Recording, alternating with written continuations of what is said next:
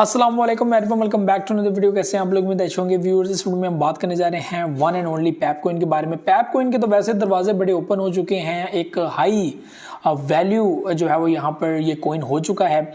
Public की नज़र में एक पब्लिक फिगर जिसको कहते हैं ना कि वो बन चुका है, और पब्लिक आते जाते इसके अंदर मज़ीद इन्वेस्टमेंट कर रही है, और पब्लिक काफ़ी ज़्यादा इसको लेकर सीरियस भी हो चुकी है। और इसमें कोई शक नहीं है कि पैप कॉइन ने हाल्विंग से पहले ही जो अभी न्यू आने वाला प्रोजेक्ट है, मार्केट में न्यू प्रोजेक्ट है, और इस प्रोजेक्ट ने आते ही आकर पब्लिक को वही एक जो शिबा इनू का ट्रेंड था, एक टाइम था जब उनका चल रहा था, तो उसी तरह जो है वो आगे बढ़ता हुआ आप लोगों को नजर आ रहा है। तो इस वक्त पैप कॉइन की जो प्राइस है वो 769 समथिंग के ऊपर जो है वो चल रही है। 859 समथिंग के ऊपर इसका पॉइंट था जो अभी इसने 2-3 दिन पहले दिया है, उसको भी ब्रेक करना इंपॉर्टेंट है। लेकिन यहाँ पर यह भी चीज़ आप लोगों के लिए जाना इंपॉर्टेंट है कि पैप कॉइन के अंदर ये टाइम इन्वेस्टमेंट का है ही नहीं। अभी तो पैसे जिस तरह अप हैं, जिस पोजीशन के अंदर है, तो ये टाइम ऐसा है कि इसके अंदर आपकी इन्वेस्टमेंट हो जाती है तो रिस्की है कि आपको अगर बुलिश मिल जाता है तो आप लोग फौरी तौर पर बीच में से एग्जिट ले लें और अपना प्रॉफिट बुक कर लें। दूसरी सूरत यह है कि अगर इसमें इन्वेस्टमेंट कर देते हैं और वो प्राइस आगे नहीं जाती और फिर वो डिप या डाउन ट्रेंड स्टार्ट हो जाता है, तो फिर मेरे भाइयों आप लोगों को अच्छा खासा लॉस है।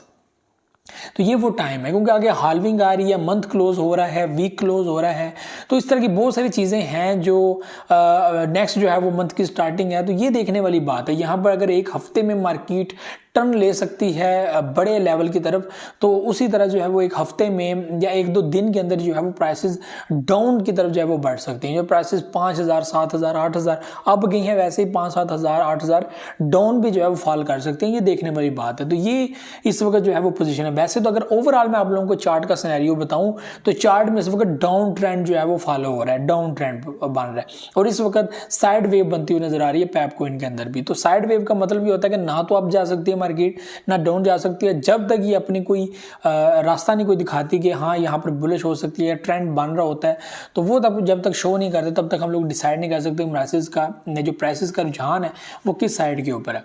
तो इस वक्त जो है वो पोजीशन इस तरह की है कि थोड़ा सा जो है बुलिश आया, लेकिन कल की कैंडल आप देख सकते हैं, हाथ की कैंडल देख सकते हैं, तो फर्क है उसमें। तो एक कैंडल ग्रीन बनती है, दूसरी रेड बनती है, फिर ग्रीन बनती है, फिर रेड बनती है। तो ये जो सिनेरियो चल रहा है ये डिसाइड नहीं कर पा रहा है कि प्राइसेस अप जाने चाहिए, डाउन चाहिए। लेकिन इससे पहले जो एक बड़ी कैंडल 859 की जो बना चुका है पैप कॉइन, वो भी यहाँ पर एक शो करता है कि प्राइसेस दोबारा से जो है वो उस पोजीशन में जा सकती हैं। इससे पहले क्या हुआ कि 1084 के ऊपर प्राइसेस आई, फिर डाउन गई, फिर 850 के ऊपर गई, फिर डाउन गई, फिर प्राइसेस 7 समथिंग के ऊपर गई, फिर डाउन गई, फिर 5 समथिंग के ऊपर, फिर ऊपर बढ़ती बढ़ती प्राइसेस 859 तक गई। तो ये जो है वो इस वक्त सिनेरियो जो है वो चल रहा है। तो मार्केट डिसाइड नहीं कर पा रही क्या होना है क्या नहीं होना। बेसिकली इतना पैनिक मार्केट में देखकर आप लोगों को ये शायद लगता है कि शायद इसमें बहुत प्रॉफिट है, ये वो, इतना पैनिक होता नहीं है। ओवरऑल अगर हम लोग मार्केट फॉरेक्स की देखें जो भी है, तो इसमें उस तरह का पैनिक नहीं है। तो क्रिप्टो में बहुत ज़्यादा है, क्योंकि इसकी रीज़न ये होती है कि पब्लिक को लिक्विडेट करना होता है, ये पब्लिक को नुकसान पहुंचाना होता है, और क्योंकि ये इतनी बड़ी मार्केट नहीं है अभी, इसलिए ईजिली पब्लिक को लिक्विडेट किया जा सकता है या ईजिली पब्लिक को नुकसान पहुँचाया जा सकता है। तो पैप कॉइन होल्डर को यही कहूँगा कि मजीद ऑडियंस जुड़ रही है साथ, जो बहुत अच्छी बात है, और स्ट्रॉन्ग हो रही है पैप कॉइन की आर्मी, और जैसे जैसे वो आगे बढ़ती जाएगी आप लोग को फ़ायदा भी देती जाएगी, और इसमें कोई शक नहीं है कि फ़ायदा आप लोगों को बहुत ज़्यादा होने वाला है। तो ये व्यूअर्स चीज़ें थी। तो पैनिक नहीं होना, परेशानी होना, जज्बाती नहीं होना, स्टे ट्यून्ड, और आप लोगों को मैं साथ साथ एंटरटेन करता रहूँगा, साथ साथ गाइड करता रहूँगा। परफेक्ट टाइम आएगा बाइंग का, आप लोग उस वक्त कहेंगे हाँ यार ये टाइम आ गया, अब हमें बाइंग करनी चाहिए। तो ये चीज़ है। तो अभी बहुत सारे लोग एग्रेसिव भी हैं कि यार क्या करें, बाइंग करनी है, तो अभी वेट करना पड़ेगा। जब कहा था बाइंग करने का उस वक्त की नहीं, और जब वक्त गुजर गया और प्रॉफिट का टाइम आ गया, जिस वक्त प्रॉफिट निकालने का टाइम होता है उस वक्त लोग ये कहते हैं कि हमें इन्वेस्टमेंट का टाइम बताओ कि इन्वेस्टमेंट कब करनी है। तो ये तो चीज़ टाइम टू टाइम होती है। तो ये ऐसा तो नहीं है कि मार्केट को मैं ऐसे खींच के पीछे ले आऊँ, खींच के ऊपर ले जाऊँ, तो ऐसा नहीं होता।